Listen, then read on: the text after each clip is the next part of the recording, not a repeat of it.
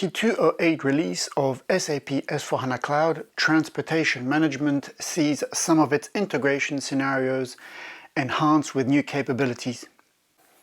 To be more specific, the communication scenario 534 for freight orders and 813 for freight bookings has now been enhanced to allow you to receive messages coming in directly from the supply chain to update and report events against your freight orders or freight bookings. The immediate bonus, of course, being that you no longer need to report these events yourself manually in the system, but instead flip to digital channels to update your system automatically, seamlessly, in near real time. What this also means is that you will now have an unparalleled visibility into what is happening in your supply chain, not just within the four walls of your organization, but beyond it as well. And of course, you will now also be sitting on a real goldmine of information, allowing you to launch into new investigations to understand why certain things are happening. For example, why is it that when a truck arrives at your warehouse, it takes such a long time before the loading of it begins?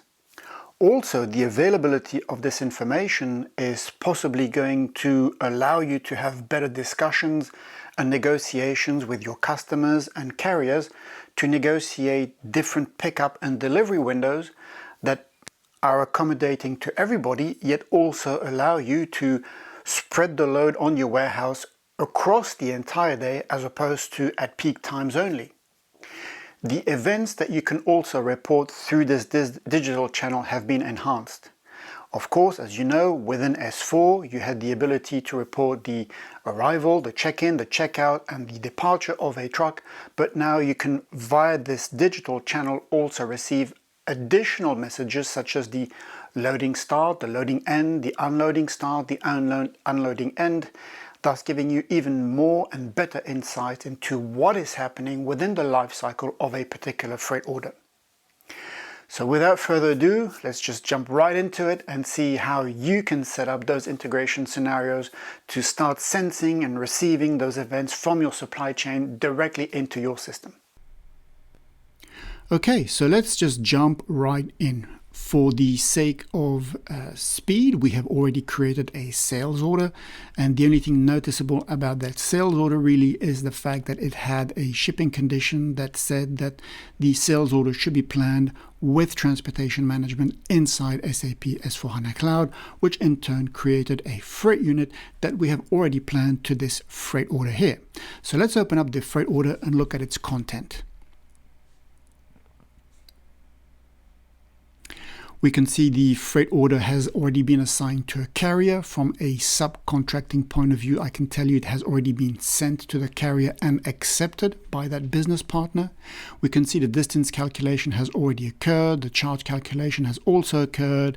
And if we go down to the execution tab, we can see that at this point, this freight order is virgin of any events. So nothing has happened from a supply chain point of view on this particular freight order. If we, prior to 2208, wanted to update a freight order with the events, we would have had to do so manually. And it's quite likely that you would have at least updated the freight orders with one event, which is the departure one, because that is the one that is going to allow you to carry on follow-up activities such as the posting of accruals. And if you wanted to update a freight order manually, you would have gone to edit mode of your freight order, selected the appropriate stage, and then depending on whether you wanted to update an event at the source or destination location of the selected stage, you would have picked one of these two drop downs and selected the appropriate event that you wanted to update. So for the sake of this recording, let's say we wanted to update this freight order manually with the set to arrived event to reflect the fact that the truck had arrived at our distribution center. We would say set to arrived, and if we go to the execution tab, we can see that this mirror update has happened in our freight order to reflect the fact that the arrival of the truck is recorded on the freight order. So we would then, at the end of the freight order, have the complete life cycle of it, knowing exactly what happened and when. So obviously the purpose of this recording is to look at how we can update freight orders from digital channels with events happening in the supply chain and in near real-time updating my freight orders with that information. So I'm just going to click on cancel to reset the freight order to the previous state, i.e. untouched. The other notable thing that I just quickly want to show before we actually delve into the details of it is if we look at the dates of that freight order, we can see that it has a departure date of 6 a.m. and arrival at the customer location of 11 a.m.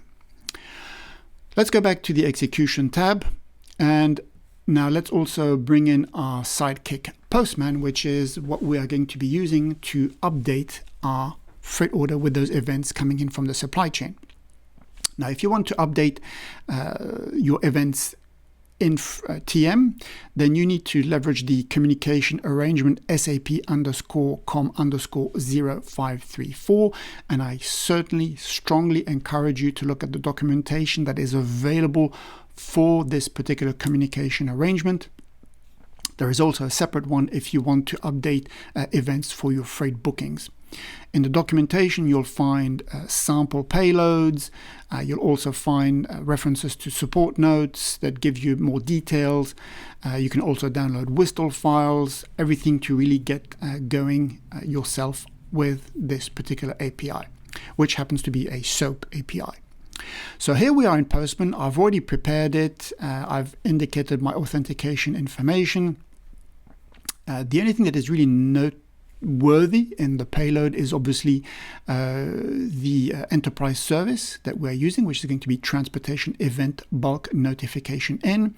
We are also leveraging a variable which is specific to Postman to generate a random UUID, so a unique identifier for each message that we are going to be sending in to TM.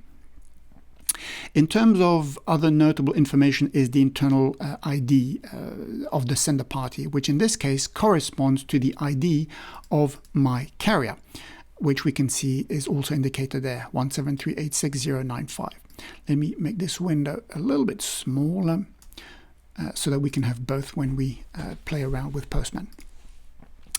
And this sender ID is also duplicated here in the segment in the entity transportation event notification message. Now, the other piece of information that are really important is obviously in this entity here, transportation event. So here we have the event type code. The event type code is representative of the event that we want to send to our freight order. And there could be different kinds of events, as we've seen in the drop down here, such as arrival, check-in, check-out, departure. But there are also some additional codes, and some of which we will go through, that you can leverage. Now, each one of these event type codes is a finite list, and you obviously have to respect the wording of those event codes, because if you get it wrong, then the system will not understand and the message is going to go into failure. The next thing that we want to look at here is obviously the time, so the time for which we want to report this event. And then we have also the location, because as we've seen here in a freight order, we have a source and a destination location. So it's important to specify which location we're updating this event for, because you could obviously have identical events coming in for the two locations of a stage in a freight order. Typically, the arrival at a source or destination site could be reported with the same event code arrival. And then lastly, the piece of information that we also need is which freight order is it that we want to update, which in this case is our freight order. So I've already put in our freight order number here, so 11700, which is 11700, the one that we want to update. So without further ado, let's send this first event here to our TM freight order. And what you might also want to note is that this first event we're sending is one called expected arrival, which is different to the actual arrival. So the expected arrival is simply sending a message to us from the carrier to say that we estimate the arrival of the truck to be yay time. And this could be quite helpful because if you are, for example, expecting this truck to arrive at 6 a.m., and if the arrival time is going to digress by an important factor, it is going to allow you to take follow-up actions based on that. And by that I mean that if you are expecting a truck to arrive at 6 a.m., but for some reason that truck is delayed at another delivery location, it means that they're going to be late at your location. And by knowing this, it allows you to in turn take actions such as reshuffling your loading waves in your warehouse, redirecting resources from your warehouse from this loading activity that you plan to do at 6 a.m. to another activity until this truck arrives. Similarly, this is also an important piece of information from a customer service point of view, in the sense that you can let your customers know that the delivery that they were expecting is going to be delayed, so that they can in turn themselves take mitigating actions to mitigate the effect of that delay. So, without further ado, we are going to be sending this particular message here, which we're sending the time that is indicated, which is in Zulu time, so GMT. So let me see.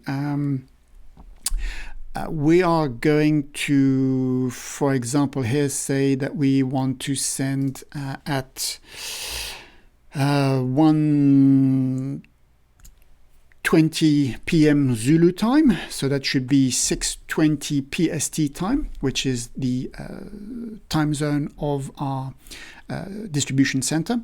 So let's go ahead and click on send. We're getting a 202, so already the system has accepted the message. It doesn't mean it's right. It could be wrong, but let's go into TM and refresh our freight order to see what would have happened here. And boom, we can see that we have received this message coming in from our carrier's messaging system to say that the estimated time of arrival is now 6:20 a.m. Now this is obviously nice to know, but what it has also done is that it has updated our freight order with that information. So let's go back to our execution tab. All right. So the next event that we want to update is the one called arrival. So this is to notify the fact that the truck has now really arrived at the location. And we are going to say that the event for that is arrive_dest. So again, that particular naming convention needs to be respected. And we are going to say that, well, they actually beat the estimated time of arrival. They made up some of the time. And we're going to say 1:10 Zulu time. So let's again send this message to TM. We'll refresh our freight order. And boom, you can see that the arrival at destination has now also been recorded with the time that we had indicated. So we know that the truck has arrived.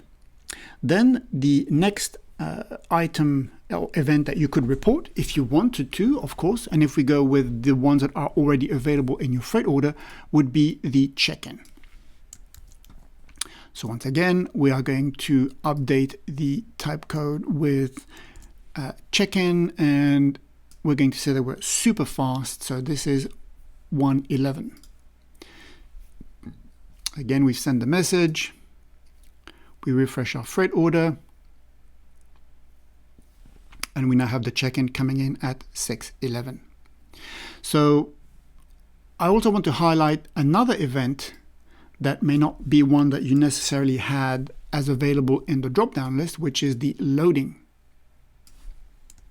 So you can see that the load beginning, and again, we're super fast. We're going to be 1 minute after that. Again, we go back to TM, we refresh, and we've got the loading beginning at 6:12. So you can understand that you can go through all of the events that exist on that particular freight order. The next one would be, I'm going to say that we checked out. So I haven't done the loading end, but we could have added that is, well, actually what I'll do, I'll put in the loading end so we can see the code.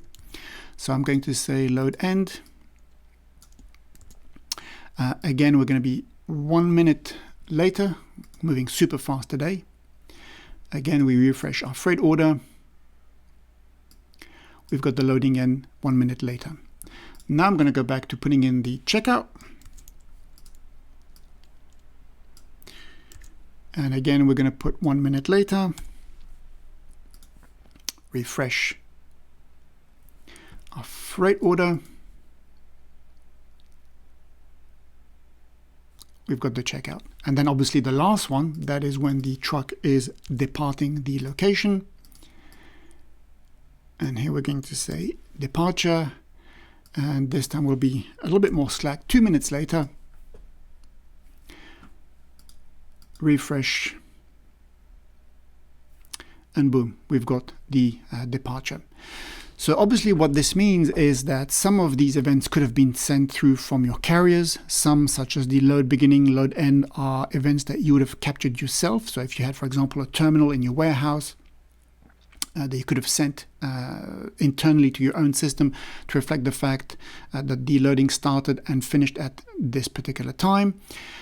You could also have the check-in, check-out being done at, if your site is including a gate, with a security guard. He could also have a terminal where he would record his check-in and check-out, and then obviously the actual arrival and departure that would have been sent through, for example, by your carrier, with the truck driver having a mobile device or maybe a geofencing around your locations that would have signaled the arrival and departure of that particular truck. And so there you go. Then you could obviously go on to post the events for the remaining location of this particular freight order, which is the destination at the customer location. And again, you could either post these manually or via a digital channel with the help of your carriers. There you go.